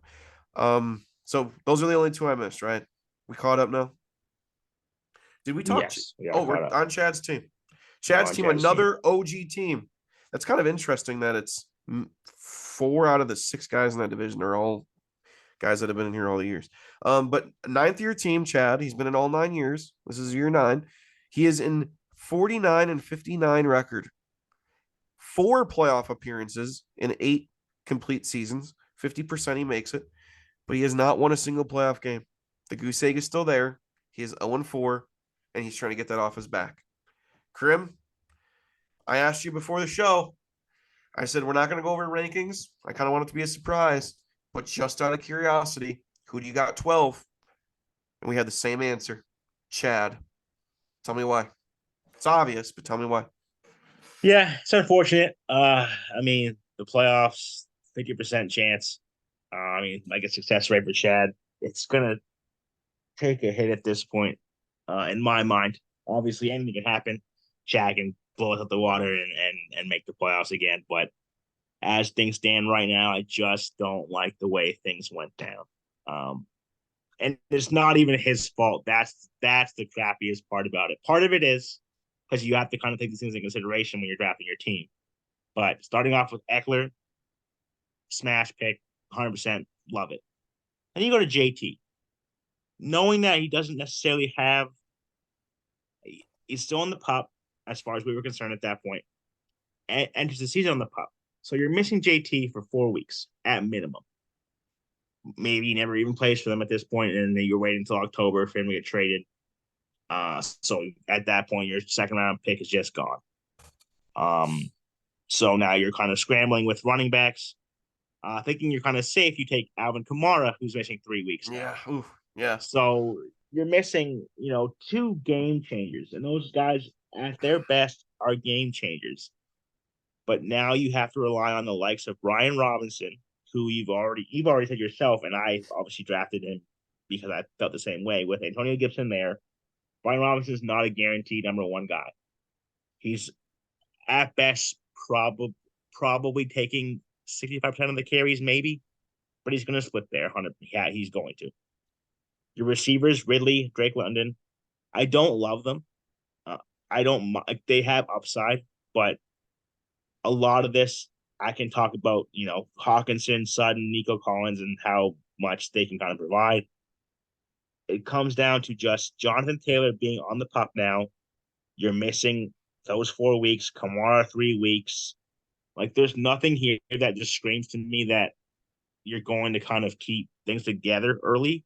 And also you got Jameson Williams suspended for the first 6 weeks, and Mm-hmm. Kyle has Oh preached man. Yeah. through and through. He's suspended for 6. They have a bye shortly after that, so you won't see him at full strength until week 10, which is at that point it's your season's not set in stone, but you have a good idea of where you stand. And with Chad stumbling out of the gate with some of this guys missing, it looks like he may not be standing very well at that point. It sucks because again, not his fault entirely, but the way things played out over the last just 12 hours today alone have Yeah. kind of hindered how his team looks to me.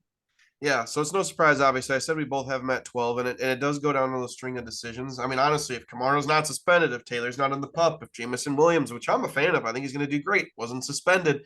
Yeah, this team would look pretty good, but they are. And when you take a risk like that on JT, not knowing the full situation, like, okay, is he going to play? Is he not? If you're going to take that risk on him, don't take two more risks with Kamara and Williams, and those aren't even risks. Those are, I know they're suspended. You took the risk taking Taylor. Don't take two more guys that are suspended.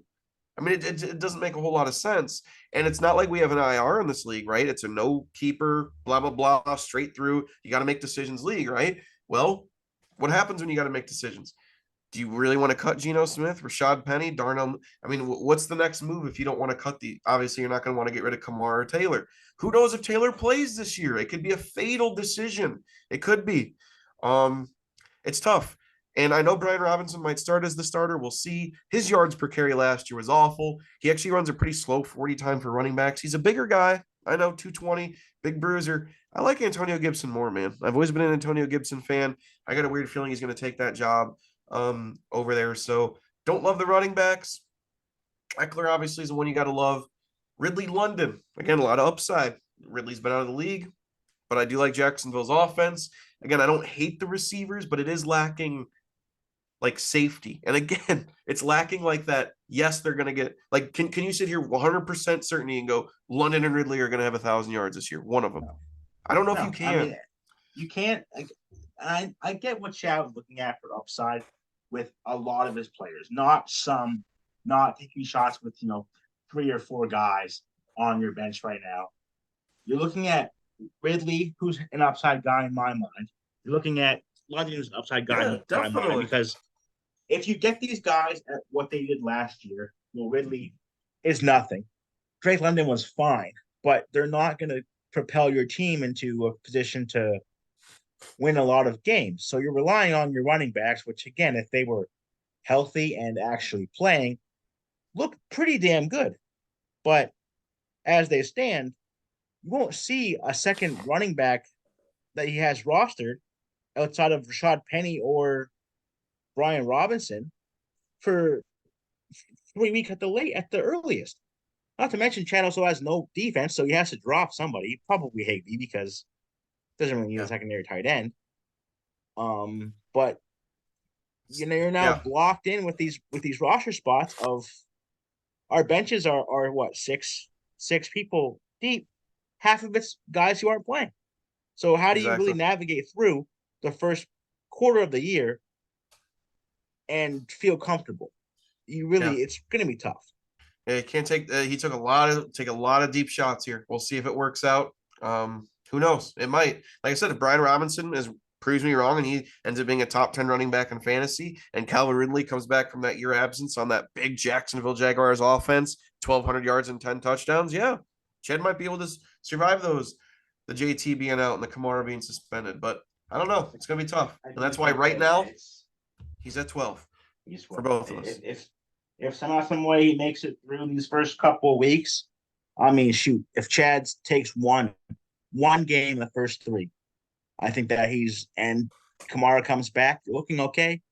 JT says, okay, I'm actually going to play, or gets dealt, even better. But I do think that the JT thing's a big wrench thrown into things. I think that he's probably not going to play for the Colts if I had to guess, and that is a big risk he took. All right.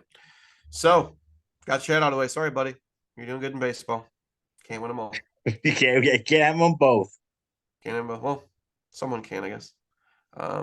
Yeah, well, no. No one. Yeah, no. Jay did, right? Didn't Jay do it? Jay did it, but we won't bring it up ever again. Yeah, I was gonna say Jay. I thought someone did. All right, Tyler. Let's go to Tyler. All in a day's work. Obviously, I think some of these names change, but that's his name right now. Tyler's up. He is in the fantasy league. Dun dun dun. He is now in year number 5. So in 4 complete seasons, he's exactly at 500, 27-27, with 2 playoff appearances and a 2-2 record. Bunch of 2-2-2-2s. So he's had fair success, about 50% in the playoffs, 50% not. His team's usually been pretty competitive, never horrible, never amazing. But he gets it done. What do you think about his team this year? I actually am interested in hearing what you think about his team first, because not that I'll base it off of it, but I think that we've been pretty different on a lot of teams. Mm-hmm. So I kind of want to see if we're in the same spot here or not. Tyler's was one of the toughest ones for me. And here's the thing with Tyler's. Obviously, Jalen Hurts could be the number 1 fantasy quarterback this year, so I think that's big. He could be hopefully top 3 or 4 based on his running ability. The running back position is another interesting one because none of those guys have fully held the load, but Aaron Jones has always been pretty solidly a good fantasy running back, and Alexander Mattison, whenever he's played, has been pretty damn solid.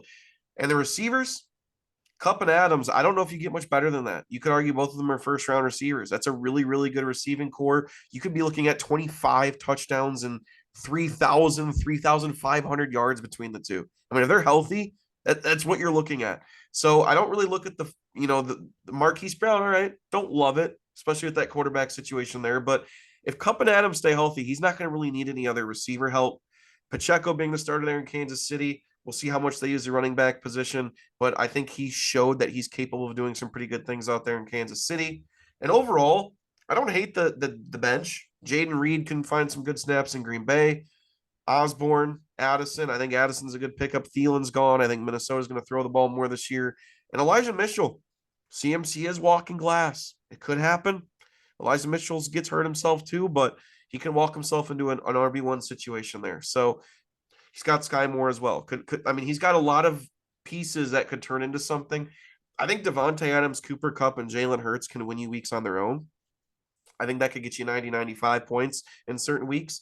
And then throwing Aaron Jones and Madison being, hogs, hopefully maybe in their offenses a little bit more so, getting 15, 20 touches.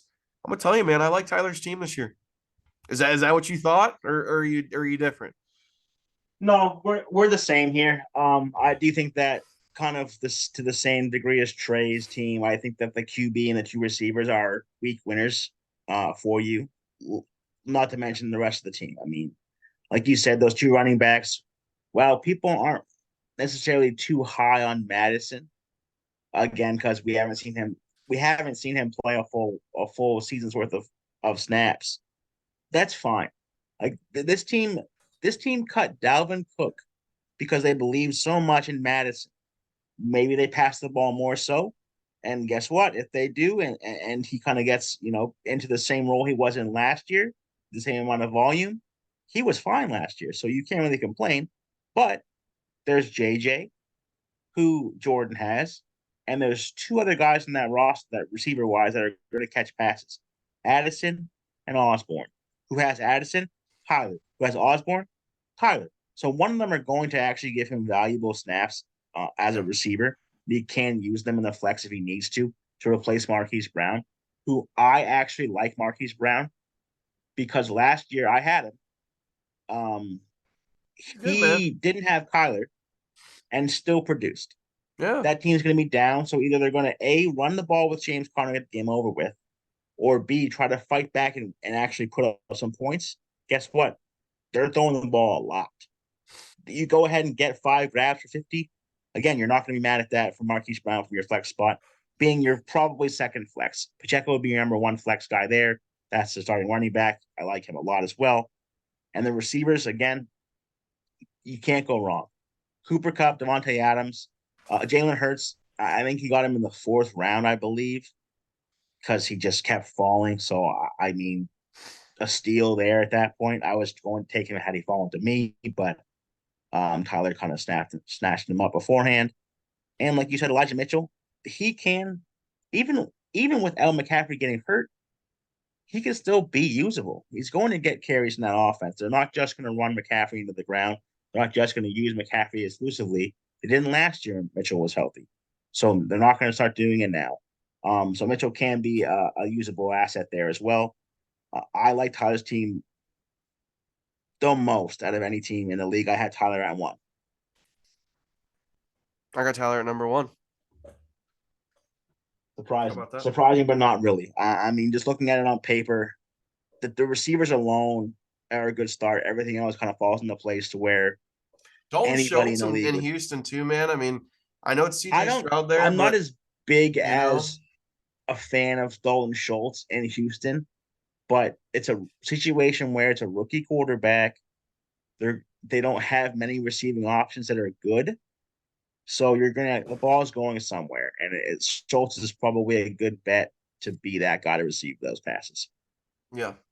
Yeah, no, I like Tyler's team a lot, and usually, you know me, I usually like running back heavy teams, and like I said, I don't love his running backs, but I like his running backs enough where you know what, if they can honestly just get 1,000 yards, 7, 8 touchdowns, and I know that's not, it's easier said than done. I get that, but they're definitely both very capable of it. Given their teams and what roles they seem to have. I mean, who's really behind Madison? They've kept him fresh these few years, man. He might do really well this year. He might really take that Dalvin Cook spot. I So I do think that truly he is going to. I think that again, you don't let go of Dalvin if you have no plan to use his backup, yeah. and Every you time he's also come pick in up over the nobody years, he's else. he's done really well. So no, I think Tyler did an amazing job again between 3 guys on his team. I know we've said that about a few teams here, but usually those teams are thin in other spots. Tyler's got a team that with 3 guys can put up 90 points, and that's not including his running backs. I mean, that's literally not including his running backs. It's Jalen Hurts, Devontae Adams, Cup, which Jalen Hurts is almost running back to himself, which is why I'm making that point. And then Aaron Jones and Madison just kind of got to do their thing. And I think Tyler's team's really, really good. So we both got him at number 1. I think our lists are actually a little bit more similar than we thought they were going to be.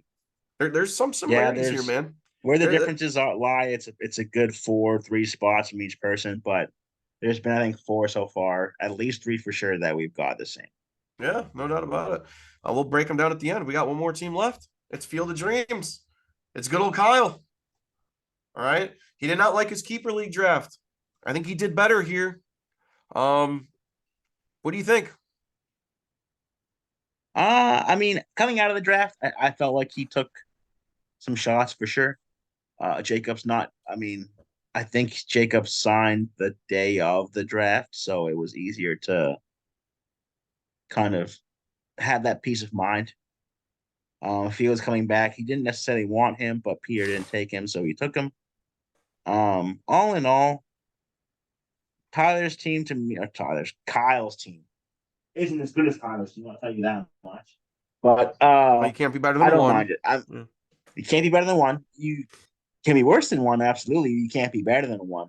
True. Good Um, statement there. I don't. I like it. I mean, I do like it. You got a workhorse running back in Jacobs. You have, I think, a great RB2 in James Cook. I like James Cook quite a bit this year. I think that what I've seen from him in the preseason and just kind of his pass protection keeps him on the field more so now than ever. So I mean, Damian Harris may steal carries. I don't care if this is a guy that's going to get 12 carries a game and also be the one guy receiving passes from Josh Allen in this offense, that's a pretty good piece to have. Tyreek Hill, game changer. Mike Williams, I like a lot. He has a lot of upside. Also had a lot of games where he just had two, and also got hurt. So I mean, Yeah. he's hit or miss. The one thing I don't like is just the Michael Thomas pick, which I mean, that's not saying a lot. He's rostered. People think he's going to come back again. If he doesn't, whatever. Um, because on the bench, Kyle has some pieces that kind of can play if need be. I mean, he might be taking a little bit of a hit here. Early on in the year with roles kind of not fully fleshed out or kind of not, I guess, in place right now with some of these running backs. Khalil Herbert is the starting running back there, but he has Fields, so doubling up there. That's probably the worst example of something. Not the worst example. That's the one RB quarterback. Well, the worst one. It's the worst duo because Fields is a runner himself.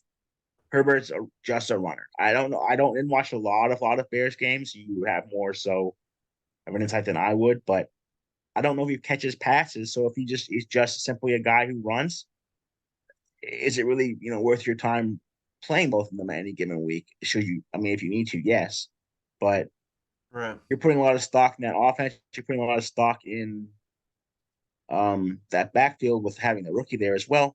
Kareem Hunt maybe signed somewhere. I don't think he really does until an injury happens. I feel like if he was going to, he would have by now going into the season.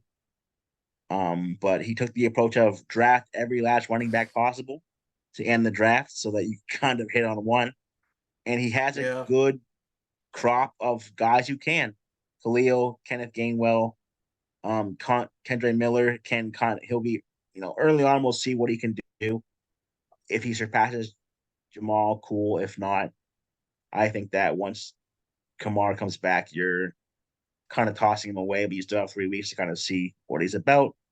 And Jalen Warren, you said you didn't like Najee. I don't really like Najee. I think that the yards per carry are very low, and Jalen can push 4 more carries than he already has. As last year kind of ended. So I mean, I like Kyle's team. It's fairly balanced. Mark Andrews obviously is one of the number two, the best two tight ends in the league, fantasy wise. Kelsey's number one, but it's got a lot of upside. It's got a lot of proven players from last year. So as long as they do kind of what they did last year, I mean, Jacobs may be hard to repeat his season, but Fields fairly easily can. Tyreek easily can. Andrews easily can.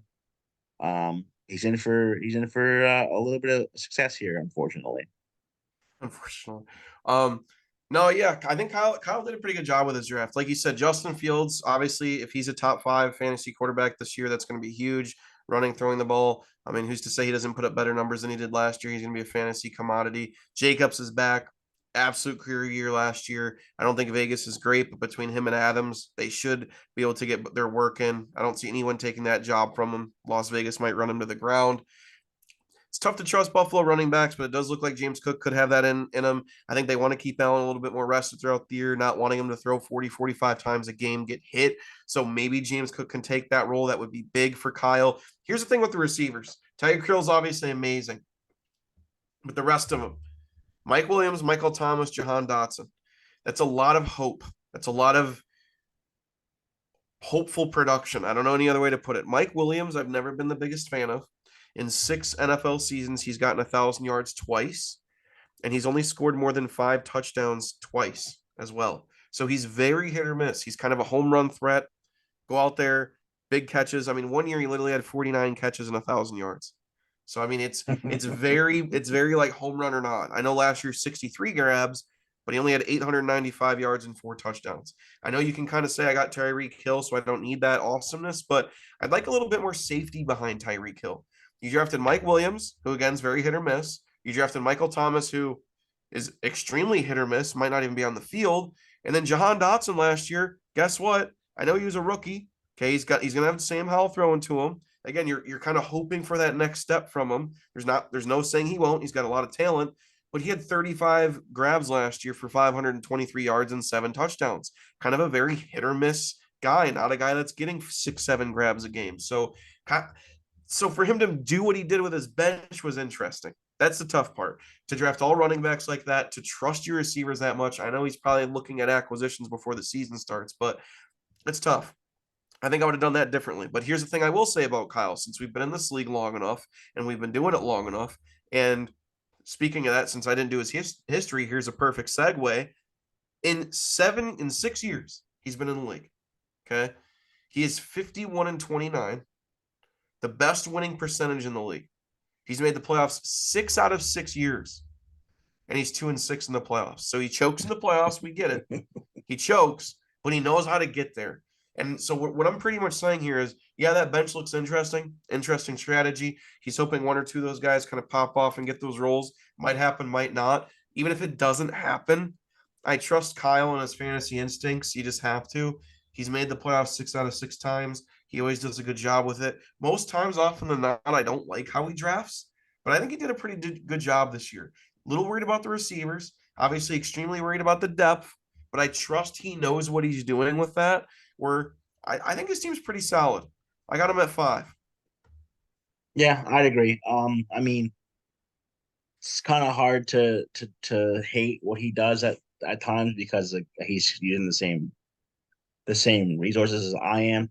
I know that 100%. But I have him one spot higher. I have him at 4. Okay. And I didn't even say the name Mark Andrews. Sometimes it's easy to gloss over that when you draft a tight end high. I'm the biggest tight end lover out there. So I think you can offset a little bit of that hit or miss with the Williams, Thomas, Dotson, and the wonder of that and hope it does hit, and then have a little bit more of that consistency with Andrews. So like I said, I know it might have sounded like I was dogging his team right there at the bottom, but hey, I like it. It's 5. I think it's got a lot going there. And if Jacobs and Cook can really be hogs, we know Jacobs is. If James Cook can really take some pressure off Josh Allen and be maybe even a 20 carry game back, who knows? Justin And Fields, he could have 3,000-yard rushers on his team. He could. He very well could. And that's the upside with Fields. I mean, he doesn't love tight ends like you do. Like he's not into all that stuff, but what he is into is balling.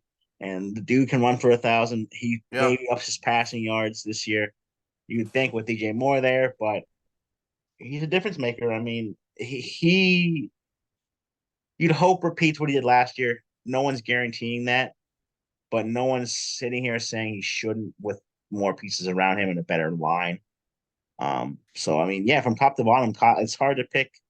It's hard to pick a big flaw out of Kyle's team. Yes, the receivers there, I mean, are hit or miss. Dotson, I think, is a big piece to this team being successful. In that flex spot, but I mean, really, I really can't see anything here that I absolutely hate. And I understand the strategy because I've never heard of it before. I don't know if it's something new or whatnot, but him drafting all running backs, it does kind of make sense. If you trust your lineup enough and there's no injuries and you can go in there and you trust your lineup enough those first 3 weeks to just say, I'm going to ride that lineup the first. No team has a bye until week 4?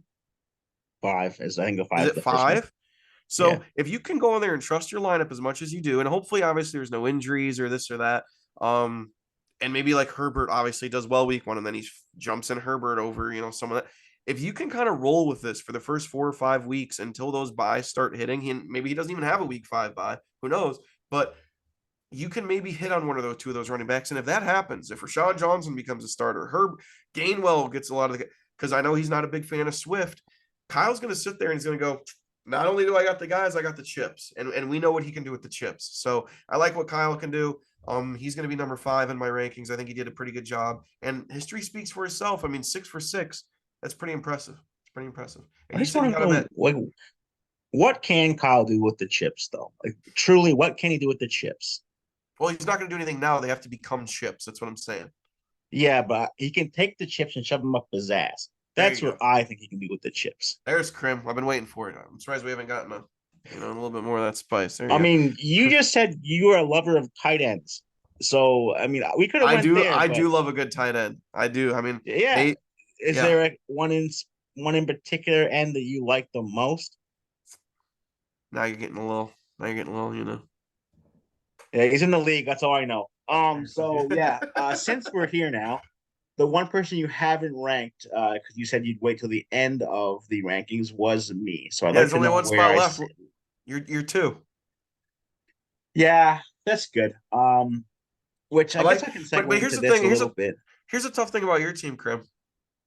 3-4 weeks from now, it won't look like it does. So it's almost like I need Okay, to instead of ranking it now from now on, I really just need to put just like, wait 4 weeks. yeah, I mean not even that because it'll look 4 weeks from then it'll look different. So I almost have to kind of do like a, But I've got the chips. I know, but I almost want to rank 11 teams and just be like, yeah, Krim will just do what he does. Just do what I do. No, I mean, yes, you're not wrong. However, I'm more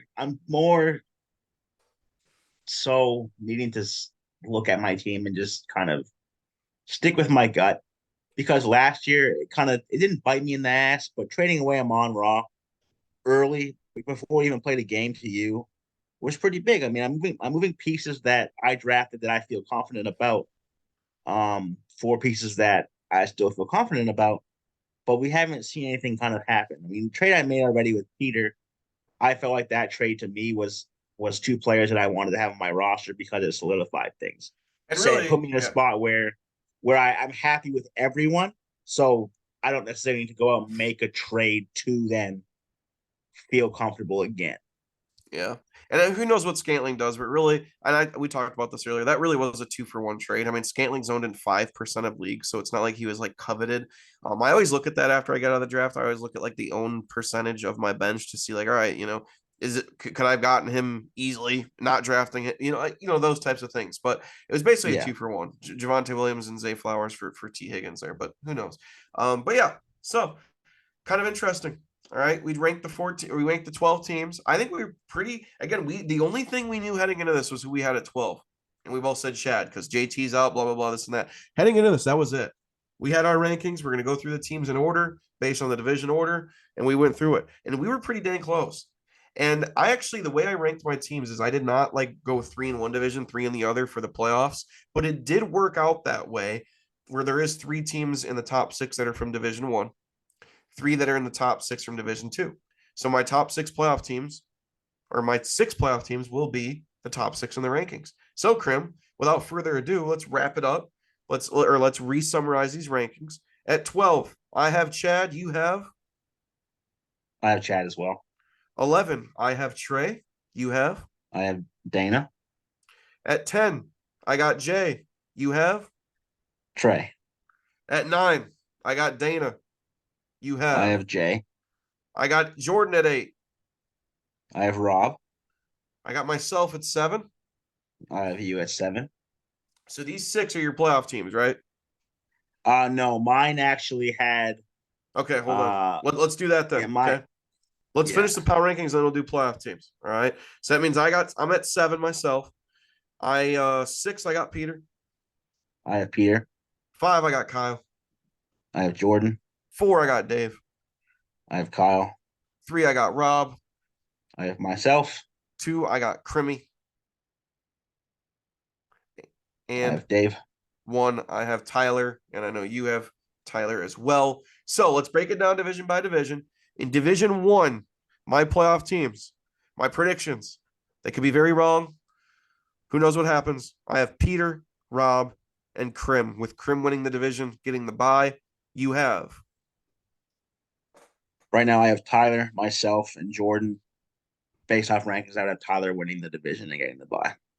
So the differences are I have Peter, you have Jordan in that division, in that first division. Okay. Division 2, I have Kyle, Dave, and Tyler making the playoffs, with Tyler winning the division and getting the bye again. Mine's ass backwards then. That's why. I put in Tyler in the other division thinking he's in ours, which then make it so it's the same. Okay. We're the same. Yeah, Peter. Put Peter, they're flip-flopped in mine. Peter would be in over Tyler in my division. So it is Peter, myself, Jordan. Okay, Peter, yourself, Jordan. So which one is different than Rob? Rob's the difference. Yeah, Rob's still different.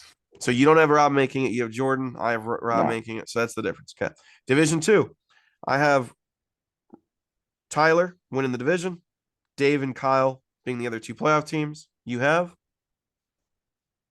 The way I looked at it was I have they're not falling into my rankings. I have Kyle missing it this year, very rarely. I have Tyler, Dave, and you. All right. Heck yeah. All right. Tyler, Dave, and me. I'll take it. So that is our rankings. Okay. Me and you both have Tyler at 1. That's interesting. And again, we didn't see the rankings beforehand. It's kind of interesting to take that perspective. Maybe a lot of you guys have different ideas. It's kind of interesting to hear what you guys think. I'm curious to hear what you say. I know I say it every year, but these first 4 weeks, 5 weeks, right? 1, 2, yeah, 5 weeks are always huge, right? The first 5 and the last 5 or the last 3 are always division games. These first 5, you're going to play your division. They are huge, huge, huge. If you start off 1-4, that's tough. 2-3, I'm excited, man. I'm ready to get going. We're going to get heated up here. Trey and Tyler, the reigning division champs. Trey, the defending champion. But both of us don't really like his team too much this year. We'll see if they can repeat. Any last thoughts, Krim, on the draft, the league, heading into year 9? No, I mean, I'm excited to get things going. Obviously, we had some turnover. We had Bryce, unfortunately, drop out, bringing in Jordan, who created a team that we both, we like it. So it's a different outlook on obviously someone drafting, someone new. Hopefully, someone's here to stay for sure. As Rob said when we spoke to him before the draft, it's always my favorite draft to go into. It's the fastest draft of the year, which kind of sucks because so much of this builds up over time, and then you're in there for 40 minutes and you're out of there, and then things kind of I know. hit the ground running. But there's nothing like a good old classic, just No. default. I mean, default to a degree. I mean, some leagues go back default where you have a kicker and you got Oh, I know. We got rid of that one shit. flex. Like that's like Stone Age stuff. But I mean, yeah, I'm excited. I mean, obviously, I come out of these drafts. I really don't really hate my team at any drafts. I feel like I executed what kind of fell into my lap appropriately. But Don't worry, it'll change in a few weeks. We'll see, man. Which I might be a changed man, but I mean, I'm excited to get things going. I know that this is the biggest buy-in for me, so it's the one I pay attention to the most. But it's also got a lot of dedicated people who are into it. People like Rob run their own leagues, and then he sits there and says this is his favorite league.